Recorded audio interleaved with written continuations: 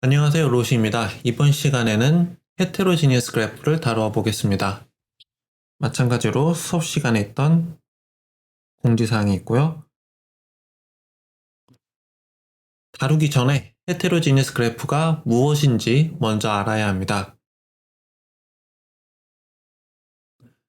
지금까지 다룬 그래프들은 대체로 엣지의 유형이 하나의 종류였습니다. 예를 들면 연결되었다 라든가 친구 같이 하나의 그래프에서 다른 종류의 엣지를 다루지 않았습니다. 노드도 대부분의 경우 하나였습니다. 꼭지점이나 사람같이 하나의 그래프에서 모든 노드는 동일한 종류를 다루었습니다. 여러 종류의 노드와 엣지를 포함한 그래프, 헤테로지니어스 그래프를 다루려면 어떻게 해야 할까요? 이번 강의의 목표는 헤테로지니어스 그래프를 통한 학습입니다.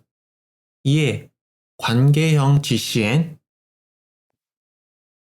Heterogeneous Graph Transformer, 그리고 Design Space for Heterogeneous GNN을 다루겠습니다.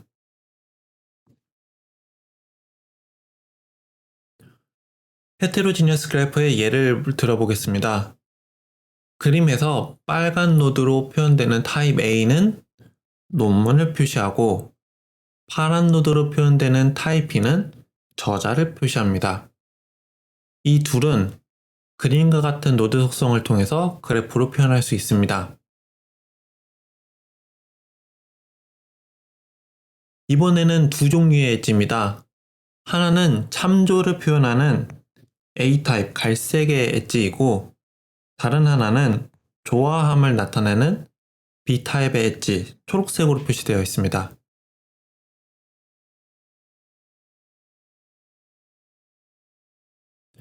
노드와 엣지를 동시에 표현하면 다음과 같습니다. 이 그래프는 두 종류의 노드와 두 종류의 엣지를 가지고 있습니다.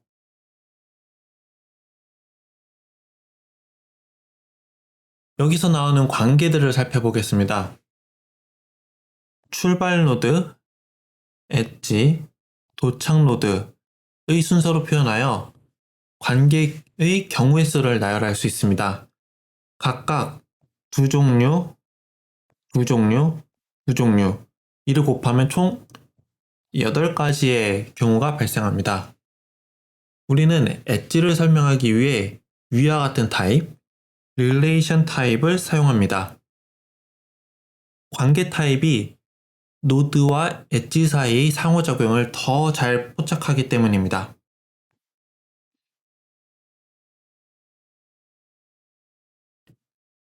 헤테로지니어스 그래프는 다음과 같이 정의됩니다. 그래프 G는 노드 꼭지점 V와 링크 엣지 E, 노드 타입 타우, 엣지 타입 파이로 구성되어 있습니다. 노드 V의 노드 타입은 타우 V로 구할 수 있습니다. 노드 U와 V 사이의 엣지는 파이 UV로 구할 수 있습니다. 우리가 방금 정의한 릴레이션 타입으로 정의하면 릴레이션 RUV는 타우 U, 파이 UV, 타우 V로 표현됩니다. 헤테로지니어스 그래프를 정의하는 다른 방법들이 있으므로 여기 있는 표현만 정답은 아니며 필요하면 새롭게 찾아보셔도 되고 아니면 사용하시는 그래프에 맞춰서 새롭게 정의하여도 됩니다. 헤테로지니어스 그래프의 예를 보겠습니다. 왼쪽에는 생의학 지식 그래프입니다. 각각의 노드는 약, 질병, 부작용, 단백질, 작용 기전 등등이 있습니다. 엣지들은 연관성, 원인, 치료 등등의 종류를 가지고 있습니다. 보신 것처럼 노드의 종류도 여러 가지이고 엣지의 종류도 여러 가지인 헤테로지니어스 그래프입니다. 오른쪽은 이벤트 그래프입니다. 각각의 노드는 공항, 비행기 등 여러 가지 종류들을 가지고 있고, 엣지들은 연착됨, 출발함 등등의 종류를 가지고 있습니다. 왼쪽과 마찬가지로 노드의 종류도 여러 가지고 엣지의 종류도 여러 가지인 헤테로지니어스 그래프입니다.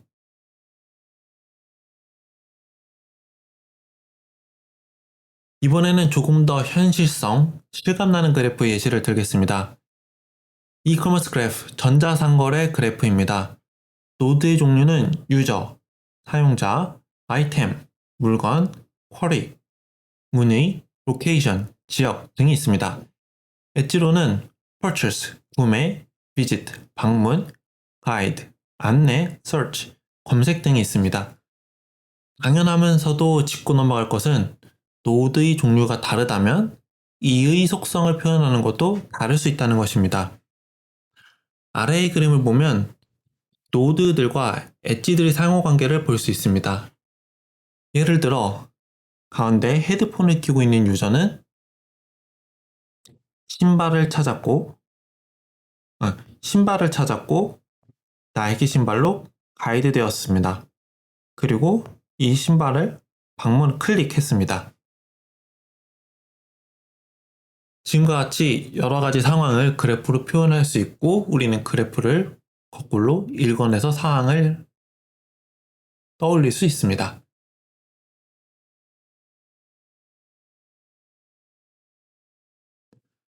또 다른 예로는 아카데믹 그래프, 학습 그래프를 보겠습니다.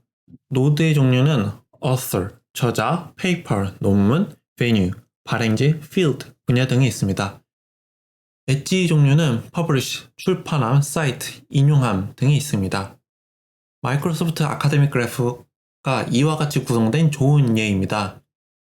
맨 위의 저자의 경우 KDD에 출판을 했으며 이는 마이닝의 분야인 것을 알 수 있습니다.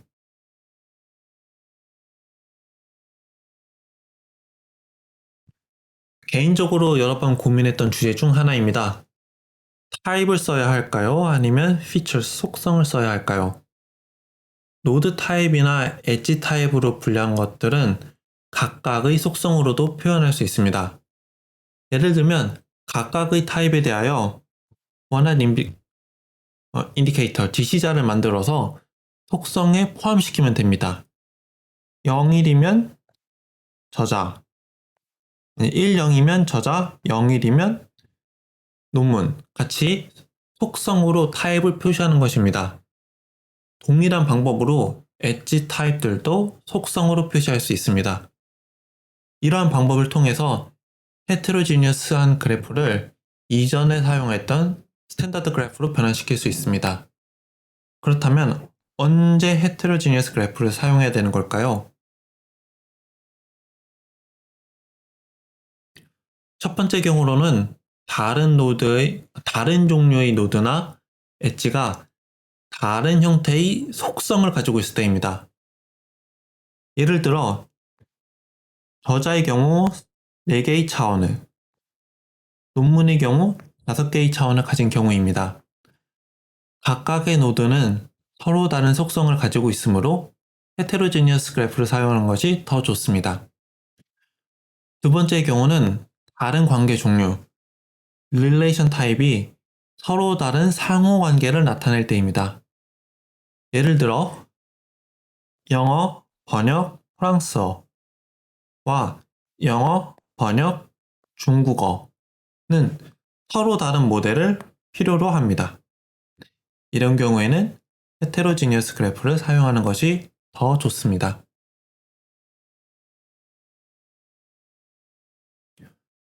궁극적으로 보자면 헤테로지니어스 그래프가 더 표현력이 좋은 방법입니다.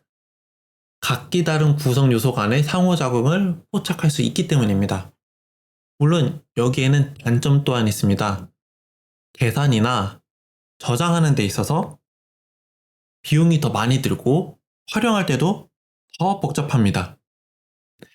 이와 같은 예로 헤테로지니어스 그래프를 일반적인 호모지니어스 그래프로 변환하는 많은 여러 가지 방법들이 있습니다.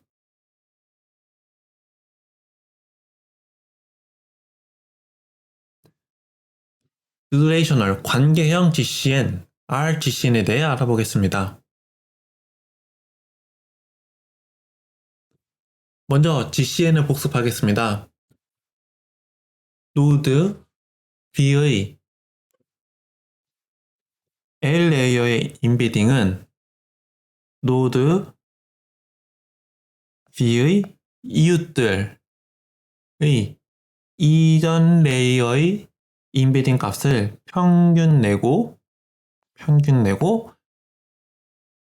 이를 레이어의 가중치를 곱한 후 이 선형함수, 활성화 함수를 곱해서 구할 수 있습니다. 그리고 이것을 메시지와 취합 부분으로 나누면 시그마 부분은 취합 부분이고 나머지 부분은 메시지인 것을 알 수 있습니다.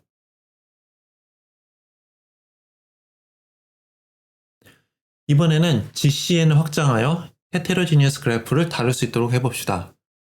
우선 하나의 릴레이션을 가지는 방향성이 있는 Directed 그래프를 다루겠습니다. 지금까지 우리는 편의상 방향성이 없는 그래프만 다뤄왔습니다. 아래와 같은 그래프에서는 노드 A를 표현을 업데이트하려면 어떻게 해야 할까요?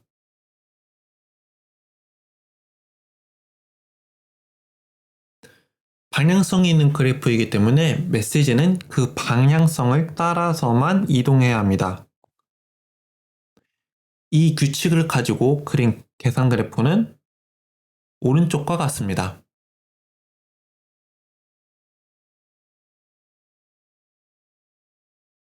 만약에 그래프가 다양한 종류의 관계를 가지고 있다면 어떻게 해야 될까요?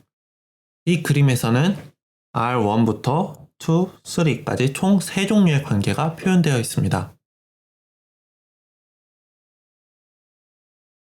가장 먼저 떠오를 만한 방법은 각각의 관계마다 다른 신경망 가중치를 사용하는 것입니다. R1에는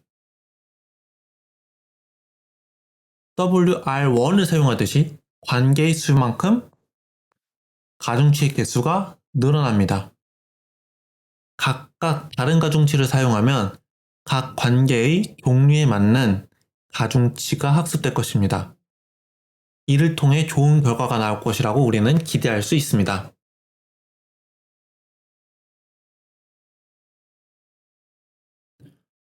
이를 이전과 같이 계산 그래프처럼 표현하면 우측과 같습니다.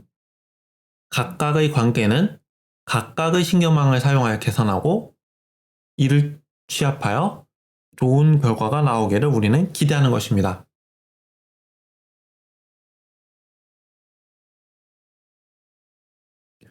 각각의 관계마다 다른 신경망 가중치를 부여함으로써 우리는 다음과 같은 효과를 가지게 됩니다. 마치 각각의 관계마다 다른 신경망을 부여하고 이를 학습시켜서 통합하는 효과를 가지게 되는 것입니다. GCN을 처음 배울 때 마지막에 기본적인 GCN은 이웃 노드들의 정보를 취합하여 사용하기 때문에 본래의 정보가 누락되는 문제가 생겼었고 이에 스스로를 연결시키는 셀프 엣지를 사용하였습니다. 마찬가지로 여기에서도 이를 사용할 수 있습니다.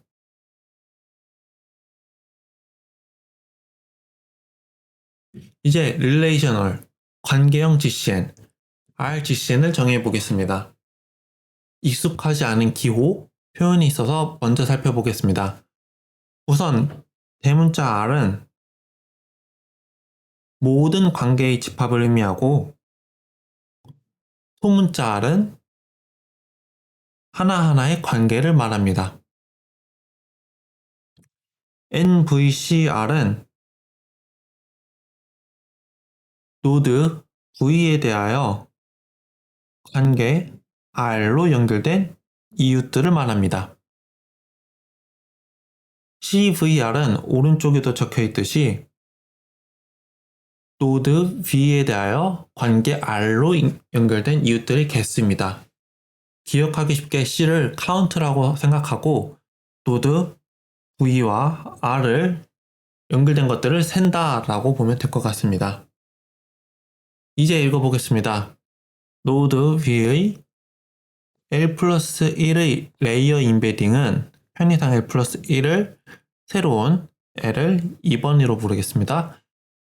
각각의 관계 종류에 따라 각각의 관계 이웃 노드 U의 2번 레이어의 인베딩에 해당 관계의 가중치를 곱하고 해당 관계의 이웃들의 숫자로 나누어 정규항한 것들을 모두 더합니다.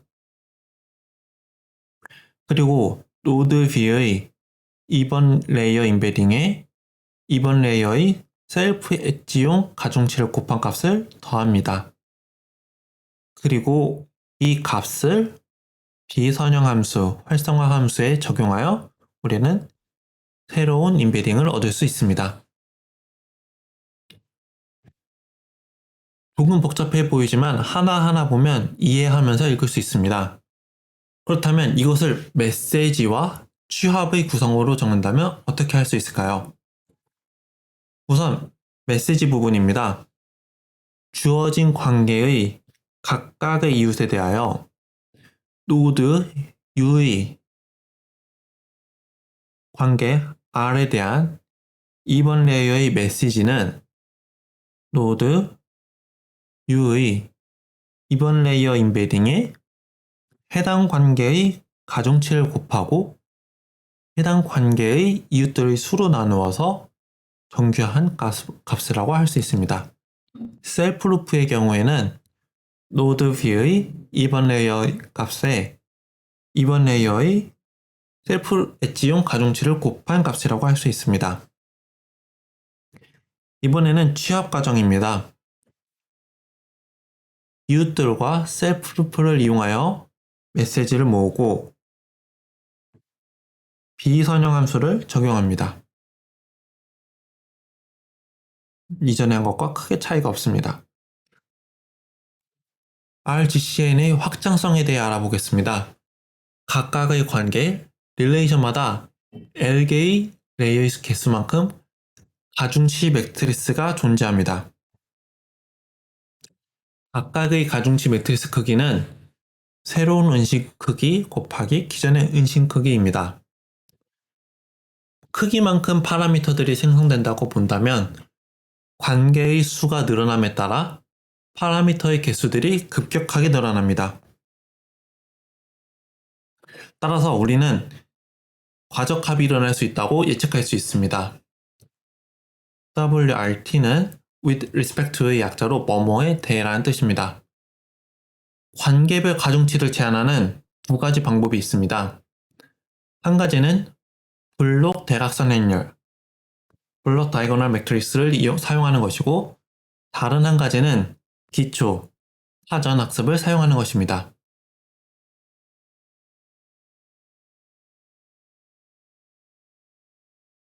관계별 가중치를 제한하는 두 가지 방법 중 하나인 블록 대각선 행렬, 블록 다이고널 매트릭스를 알아보겠습니다. 중요한 것은 가중치를 스파르스, 희박하게 하자는 것입니다. 무슨 의미를 갖고 있는지 보겠습니다.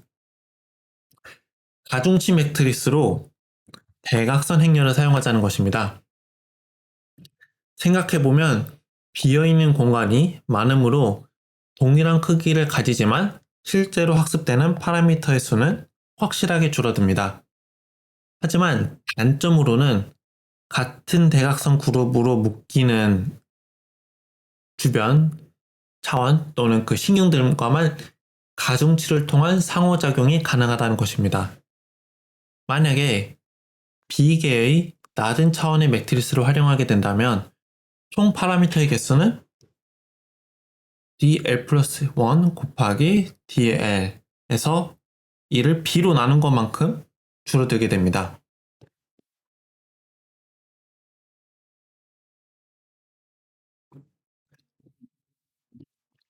블록 대각선 행렬, 블록 다이고널 매트리스가 익숙하지 않고 방금 왜 개수가 저렇게 줄어드는지 잘 이해가 되지 않을 수 있기 때문에 추가 설명하겠습니다.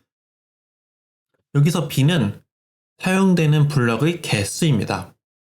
블럭이 하나이면 전체를 하나의 블럭으로 사용하기 때문에 총 파라미터의 개수는 변함이 없습니다. B가 2이면 전체를 두 종류의 블럭으로 사용합니다. 여기 하나, 여기 하나. 이렇게 총 두 개의 종류를 사용하게 됩니다. 대각선 행렬이기 때문에 대각선에 있는 것에만 값이 들어가고 나머지에는 값이 들어가지 않습니다. 이것이 왜 대각선 행렬이냐고 할 수 있지만 이 블럭 자체를 하나의 요소로 본다면 대각선 행렬이 맞습니다. 마찬가지로 B가 3이면 전체의 세 종류로 사용할 수 있습니다.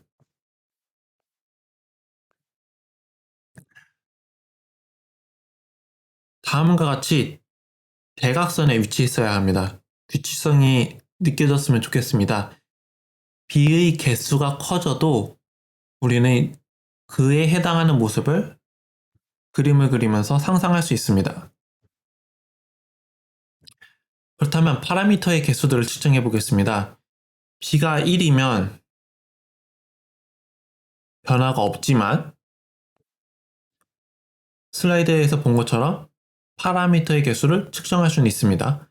B가 2일 경우에 간단하게 생각하면 이 부분의 면적을 생각하면 됩니다. 우리는 가로와 세로의 길이를 알고 있고 개수도 알고 있습니다. B가 3일 경우도 마찬가지입니다. 사각형의 각각의 면적을 곱하고 사각형의 개수를 곱하면 면적이 나오고 이는 곧 파라미터의 개수와 동일하게 됩니다. 여러 가지 변수들이 있지만 간단하게 여기까지만 살펴보고 나머지는 다음에 기회가 되면 알아보도록 하겠습니다.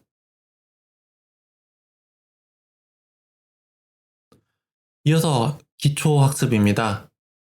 핵심적인 생각은 아이디어는 다른 관계들과도 가중치를 공유하는 것입니다. 가중치를 공유함으로써 우리는 파라미터의 개수를 줄일 수 있고 이를 통해 오버피팅, 과적합을 방지하는 것입니다. 각각의 관계 가중치를 기저변환, 베이스 트랜스포메이션의 선형조합으로 표현합니다. VB가 기초가 되는, 공유가 되는 매트리스이고 ARB가 관계 R에 대한 매트리스 VB의 중요성에 대한 가중치를 표현한 것입니다. 관계 R에 대한 가중치는 각각의 B에 대한 매트리스 VB에 대한 중요도 곱하기 매트리스 VB의 합입니다. 이렇게 공유된 가중치를 다룸으로써 각각의 관계에서는 가중치만 학습하면 됩니다. 이에 대한 수학적인 내용은 선형대수학에서 베이스 트랜스포메이션, 선형 변환을 검색하면 좋은 자료들이 많이 나옵니다. 몇 가지 자료들을 링크에 첨부하도록 하겠습니다.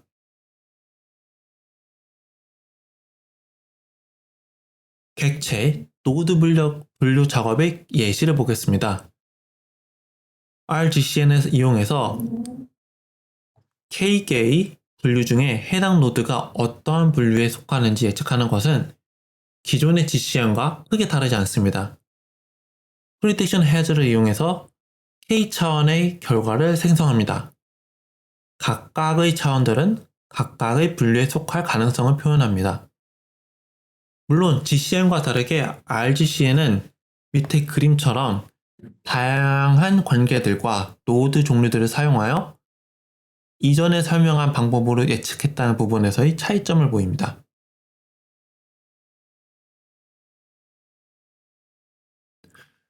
링크 예측 작업입니다. 우선 원본 그래프가 있고 전에 알아본 것처럼 네 종류로 엣지를 분할합니다.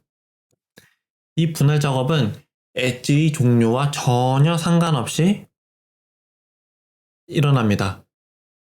헤테로지니어스 그래프에서는 각 엣지의 종류별로 4가지의 분할이 생기게 됩니다. 이렇게 만들어낸 데이터를 가지고 우리는 이전과 마찬가지로 훈련을 하면 됩니다. 예를 들어서 노드 E와 A 사이의 관계를 훈련해서 예측하는 엣지라고 합시다. 나머지는 트레이닝 메시지 엣지로서 훈련해서 메시지를 전달하는 데 사용할 수 있다고 합시다. 이제 여기에서 노드 E와 A 사이의 관계 R3를 예측해 봅시다. 우선 노드 E와 A의 인비딩 값이 사용될 것입니다. 각각은 D 차원의 실수값을 가지고 있을 것입니다. 관계를 예측하는 함수는 각각의 노드의 인비딩 값을 받아서 하나의 실수값을 출력할 것입니다. 예를 들어서 단순하게 두 인베딩의 곱셈 가중치를 곱하는 경우에 가중치는 d by d의 크기를 가질 것입니다. 여기 하나 예를 다시 한번 잘 보시기 바랍니다.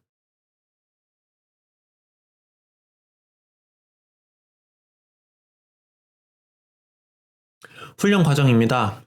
그림에서 실선으로 표시된 엣지들은 메시지를 직접 전달하는 엣지들입니다. 그리고 우리는 점선으로 표시된 엣지를 예측할 것입니다. 위에서 엣지를 예측하는 방법 중에 한 가지를 보았습니다. 한 개의 엣지를 예측해서 학습하기에는 조금 정보가 적은 것 같습니다. 예전에 네거티브 샘플링 하신 것 기억나시나요? 그것과 비슷한 방법을 사용하게 됩니다. 우리는 네거티브 엣지, 즉 존재하지 않을 엣지들, 관계들을 생성하여 학습을 퍼티빙, 교란시킴으로써 더 좋은 학습을 일으키게끔 할 것입니다. 이번의 예시의 경우에는 그나마 학습에 도움이 될 네거티브 엣지를 생성하기 위해서 출발점과 관계를 고정하고 목적지 노드 테일만 BD와 같이 변경하여 예시를 만들었습니다.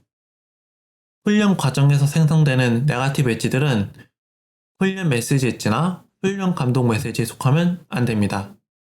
잘못된 학습을 하면 안 되기 때문입니다.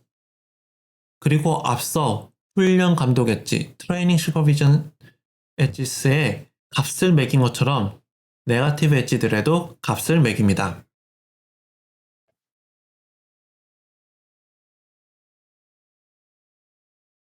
이제 우리는 긍정적으로 예측해야 하는 예와 부정적으로 예측을 해야 되는 예제들을 만들었고 값도 생성하였습니다. 이제 그 값들에 크로스 엔트로피를 적용하여 손실을 계산하고 그 손실을 기반으로 최적화 과정을 거치면 됩니다. 이전에 본 것들과 동일한 수식과 동일한 과정입니다.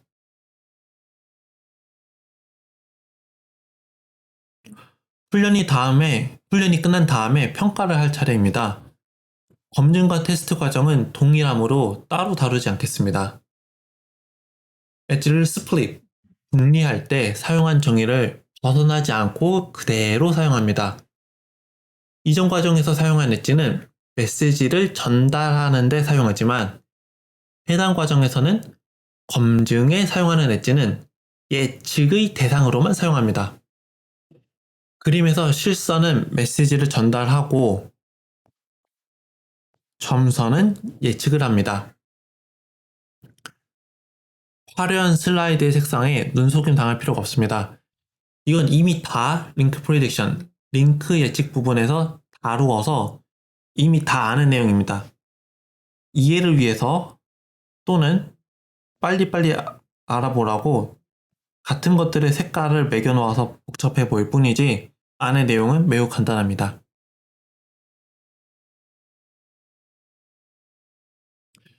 우리의 직관은 이번에 검증에 사용되는 관계의 수치는 훈련에 참가하지 않는 다른 관계들과 비교했을 때 값이 조금이라도 더 높아야 된다는 것입니다. 풀어서 보면 이렇습니다. 훈련에 사용된 관계들은 이미 학습을 하였으니 높은 값이 나오는 것이 당연합니다. 아니, 학습을 했으니까 그래야만 합니다. 그리고 무작위로 뽑은 어떠한 관계보다 높은 값이 나와야 하는 이유로는 우리가 검증용으로 사용하는 것은 이 엣지는 긍정적인 값, 이미 있는 것을 가려놓고 맞추라고 하는 것이기 때문에 다른 없는 것을 맞추라고 한 것보다 이 값이 더 높게 나야만 합니다. 아래의 글자들이 위에서처럼 복잡해 보이지만 별것 없습니다. 천천히 보겠습니다. 1번 우선 이 R3 D의 값을 계산합니다. 이것은 검증용 엣지입니다. 2번 훈련과 마찬가지로 네거티브 엣지들의 값을 계산합니다. A와 C는 훈련 과정에서 사용하였기 때문에 그 이후인 검증 과정에서는 네거티브 엣지로 사용할 수 없습니다. 여기서는 B와 F를 사용했습니다. 3번 검증용 엣지의 랭크를 알아냅니다. 즉 우리가 이렇게 계산한 값들을 차례대로 적었을 때 1, 2, 3, 4로 적어 넣었을 때 이것의 순서를 알아낸다는 것입니다.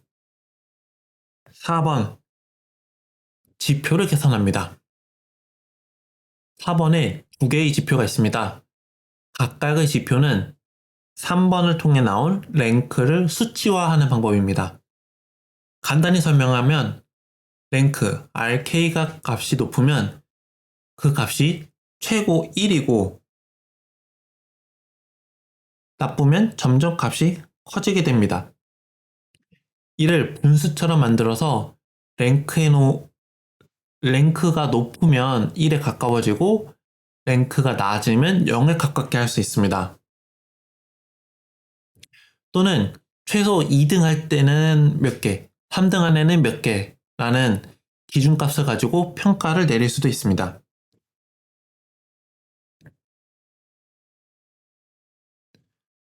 벤치마크들에 대해 알아보겠습니다. 그 중 하나는 아까 말했던 마이크로소프트 아카데믹 그래프 MH에서 사용하는 OGBN-MEG 데이터 세트입니다. 여기에는 4종류의 엔티티스, 독립체들이 있습니다. 논문들, 저자들, 연구소들, 연구 분야들이 있습니다. 이들과 엣지들의 종류가 그림으로 표현되어 있습니다. 논문이 73만, 저자가 110만, 연구소가 9천, 연구 분야가 6만 개가 등록되어 있습니다.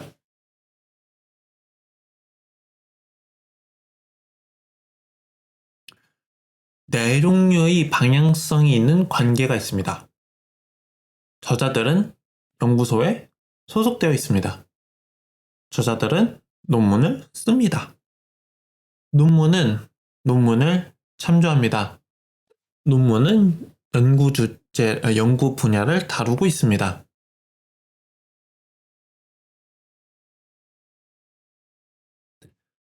각각의 논문들은 128개의 차원, 월스트 벡트 속성의 벡터를 가지고 있습니다. 간단하게 설명해서 128개의 단어로 각각의 논문을 표현하고 있다고 할 수 있습니다. 주어진 내용과 참조 내용, 저자들의 소속을 가지고 각 논문이 발표되는 곳, 학회지를 예측하는 것입니다. 349개의 학회지가 고려되어 만들어졌기 때문에 349종의 분류를 해결하는 문제라고 할 수 있습니다. 이전에 다룬 데이터와는 다른 점으로는 시간을 기준으로 데이터를 나누었다는 것입니다. 훈련은 2018년 전에 나온 것으로 하고 테스트에는 2018년 이후에 나온 데이터를 가지고 사용합니다.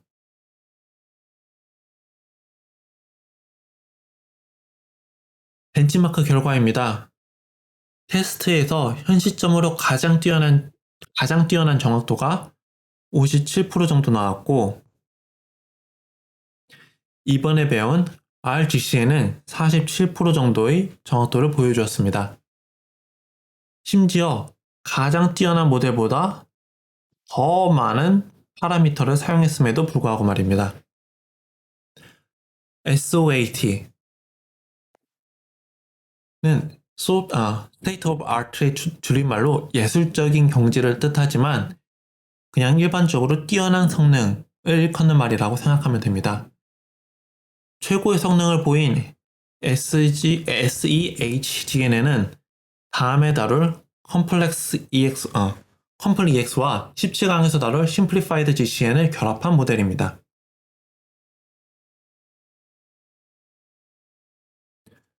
RGCN을 정리하겠습니다. RGCN은 관계형 GCN을 말하며 헤테로지니어스 그래프를 다룰 수 있습니다. 노드 분류나 링크 예측 작업에 사용할 수 있습니다. 여러 가지 아이디어들은 RGNN에서도 활용될 수 있습니다. 벤치마크 데이터로 OGBN 맥을 사용하였습니다. 마이크로소프트 아카데믹 그래프입니다.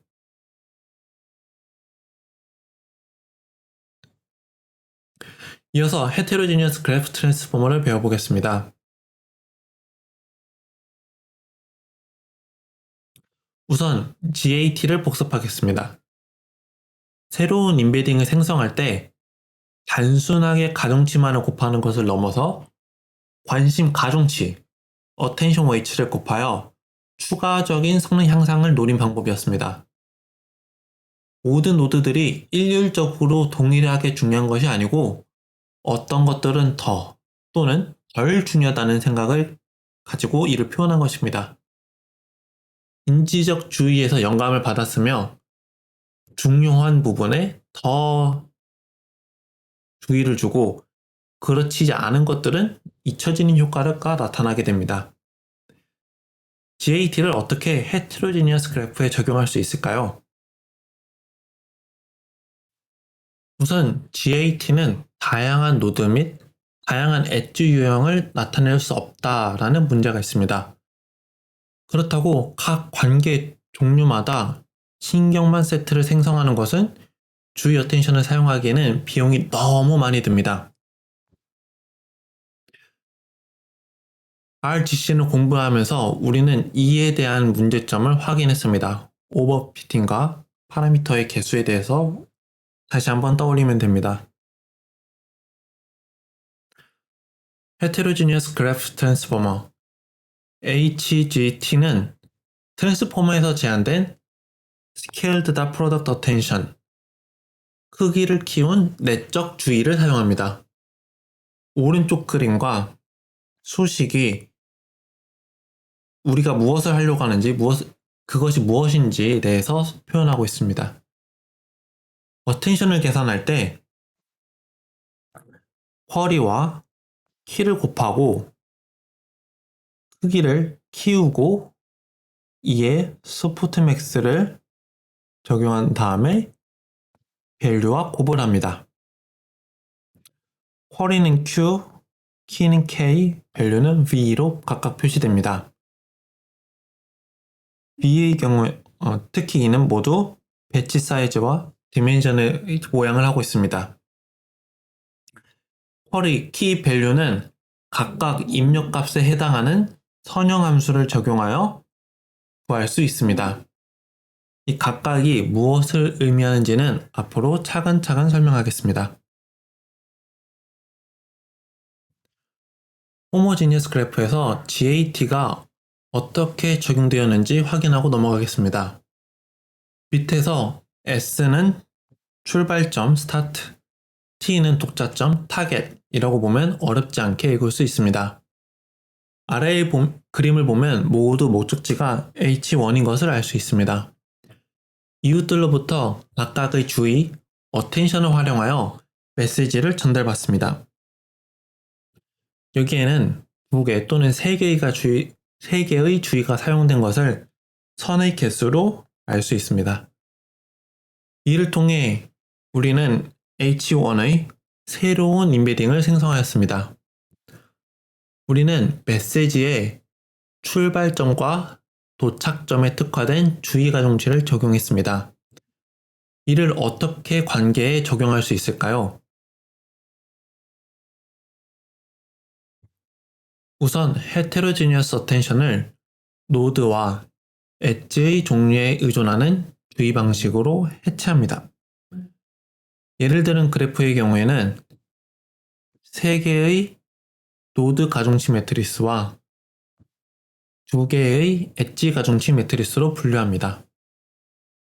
해체하지 않고 사용할 경우에는 3 곱하기 2 곱하기 3 총 18개의 관계 종류가 나오게 되고 이에 18개의 가중치 매트리스가 필요한데 이를 겨우 3 더하기 2 총 5개의 매트리스로 줄인 것입니다.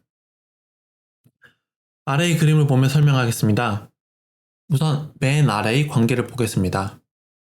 S1 저자가 엣지, 라이트 썼습니다. 논문 T를 그리고 논문 S2는 인용했습니다. 논문 T를 S를 스타트 출발점, T를 타겟, 목적지라고 생각하면서 보면 조금 더 편합니다. 출발점은 가장 중요한 단서인 키라고 생각을 하고 해당 노드 타입에 특화된 K 선형 표현을 적용하여 키를 생성합니다. 그리고 목적지 타겟은 궁금한 대상 쿼리라고 생각을 하고 마찬가지로 해당 노드 타입에 특화된 Q 선형 표현을 사용하여 쿼리를 생성합니다. 각각 생성된 키와 쿼리를 활용하여 attention weight, 주의 가중치를 생성합니다. 생성 방법으로는 처음에 언급한 것처럼 곱하는 방법을 사용할 수도 있습니다. 이러한 방식으로 출발 노드와 도착 노드에 대한 attention, 주의를 생성할 수 있습니다.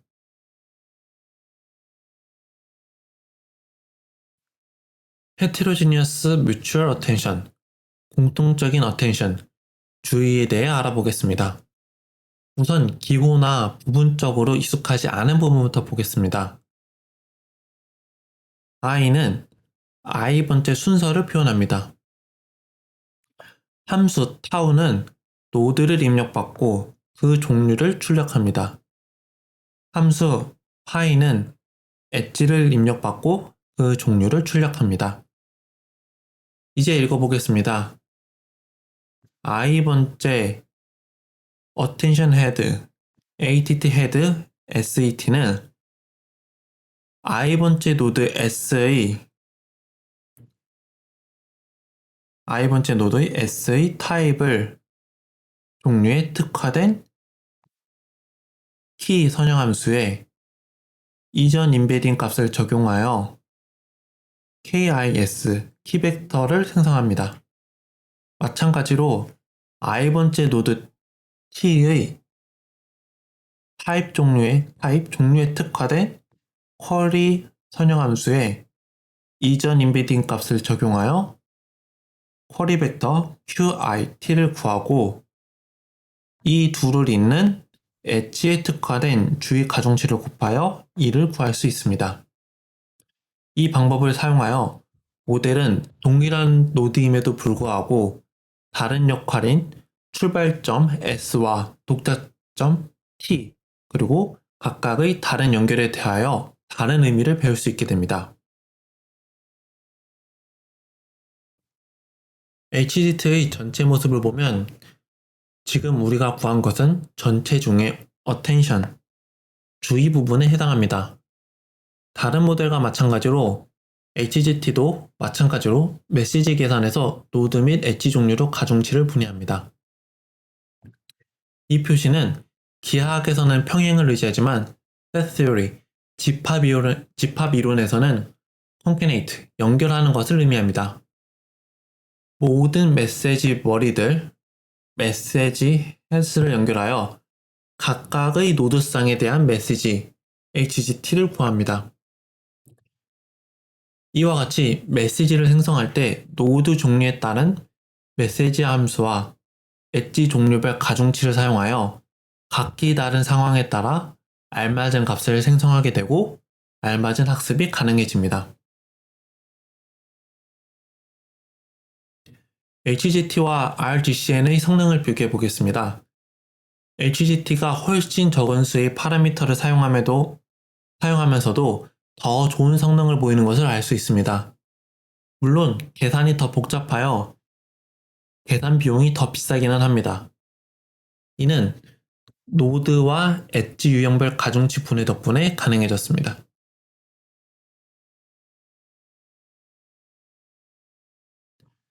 헤테로지니어스 GNN의 디자인 스페이스에 대해 알아보겠습니다.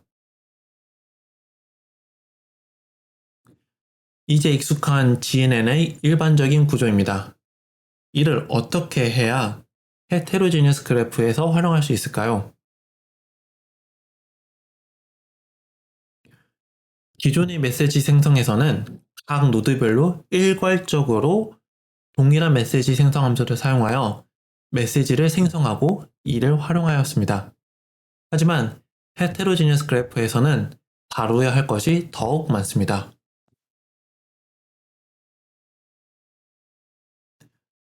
가장 중요한 것은 메시지를 생성할 때 관계별로 달라야 한다는 것입니다. 노드는 관계의 개수만큼 메시지를 생성해야 하고 또한 받을 수 있어야 합니다. 이제 메시지를 생성할 때는 관계별로 정해진 메시지 생성 함수를 활용하여 메시지를 생성해야 합니다.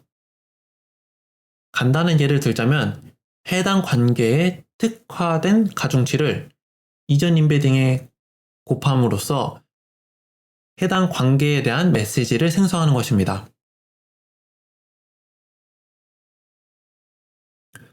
취합 과정입니다. 일반적인 과정에서는 이웃 노드들의 메시지를 일괄적으로 모아서 합, 평균, 최대값과 같은 취합 계산을 했습니다.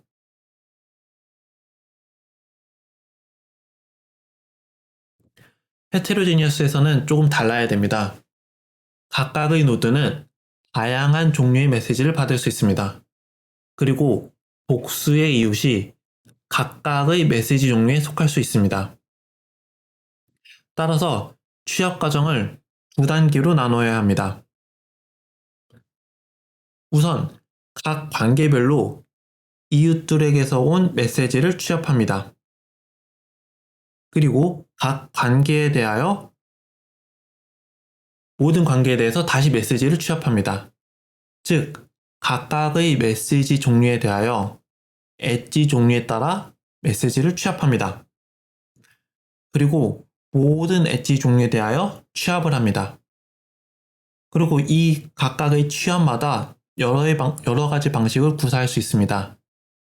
아래의 예시에는 1차적으로는 엣지 종류별로는 합을 구하고 이를 연결하여 새로운 임베딩을 생성하였습니다. 조금 더 쉽게, 제 나름대로 쉽게 설명하자면 1차적으로 엣지의 종류별로 메시지를 취합합니다. 그리고 각 종류별로 취합된 메시지들을 다시 한번 취합합니다. 이렇게 총 2번의 취합 과정이 들어가게 됩니다. 리니어 커넥티비티를 복습하겠습니다. 필요한 경우에는 전 처리 레이어와 후 처리 레이어를 사용하여 계산의 용이성이나 모델의 사용성을 확장시켰습니다. 가장 중요한 것은 레이어를 스킵하는 것을 통해서 레이어가 깊어짐에 따라 생기는 여러 가지 문제들을 극복하려고 했습니다. 헤테로지니어스 그래프에서는 전처리나 후처리 레이어에서는 각 노드별 종류별로 분류하여 사용해야 됩니다. 물론 다른 스킵 레이어나 다른 방법들은 동일하게 적용될 수 있습니다. 그래프 조작을 다시 보겠습니다. 그래프에 속성이 부족하면 속성을 부여했었습니다. 다 동일한 값이나 원화 팩터 등을 사용했습니다. 그래프 구조를 조작하기도 했습니다. 연결이 너무 적어서 듬성듬성하면 가상의 노드나 엣지를 추가했습니다. 그래프가 너무 빽빽하면 메시지 전달에 사용할 이웃들을 샘플링하였습니다. 그래프가 너무 크면 인베딩을 계산하기 위해서 서브 그래프를 샘플링하였습니다.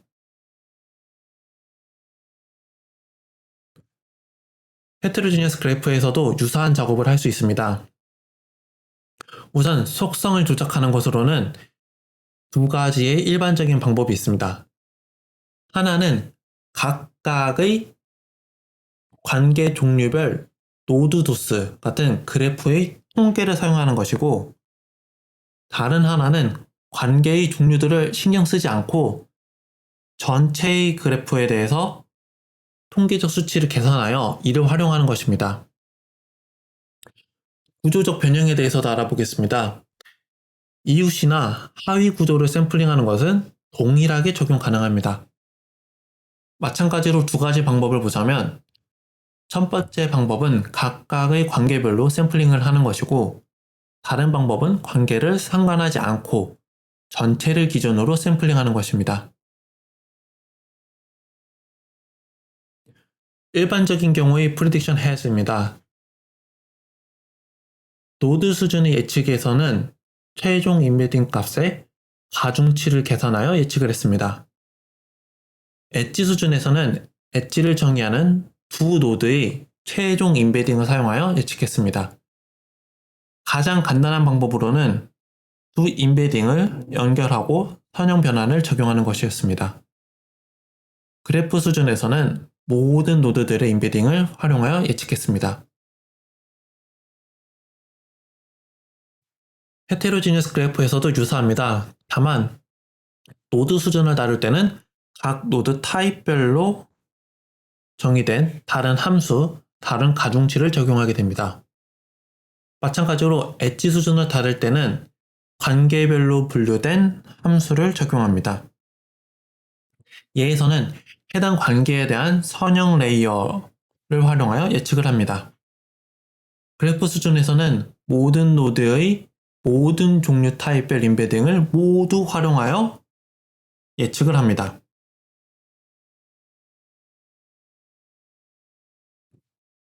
요약하자면 헤테로지니어스 GNN은 노드와 관계 종류별 분리, 그리고 추가적인 취합 과정을 추가하여 기존의 RNN을 확장시켰습니다.